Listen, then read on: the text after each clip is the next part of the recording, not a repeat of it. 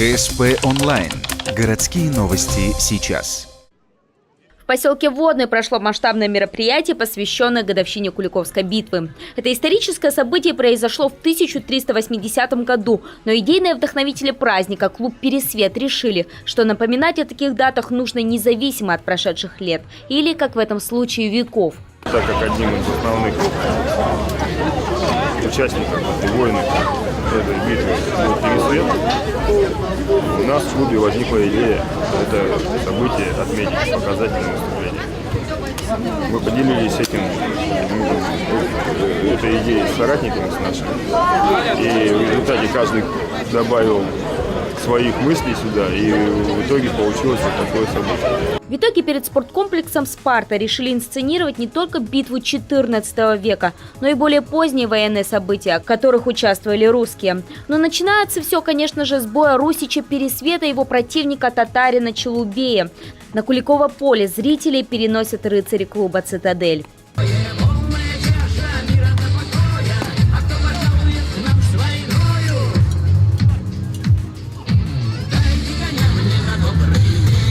После зрелищного поединка присутствующие перенеслись сразу через 6 веков. Перед глазами предстала картина сравнительно недавнего прошлого нашей страны – Великая Отечественная война. Чтобы воспроизвести все в деталях, ухтинцам помогали все, кто мог. К примеру, форму немецких солдат прислали из Усинска. А вот следующие сцены, события в Афганистане и Чечне, инсценировать было уже легче. Костюмы реальные, как и часть героев. Это ветераны тех войн.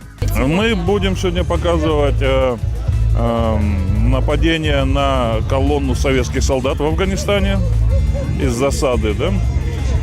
И чеченское будет это нападение на блокпост. Мы обозначим наиболее характерные такие черты тех войн.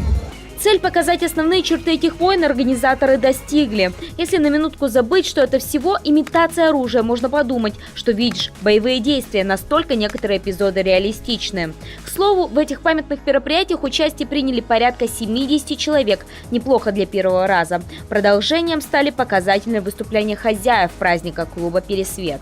Смотрите, какое равновесие. Глядя на этих молодых людей, демонстрирующих силу и выносливость, хочется верить. У Пересвета и других русских воинов растет достойное потомство, которое и помнит, и гордится, и стремится быть на уровне. На этом, к слову, организаторы не думают останавливаться. В следующем году планируют вновь собрать ухтинцев на поле у «Спарты». И не только напомнить об исторических событиях, но и привлечь к этому военно-патриотические клубы из других городов.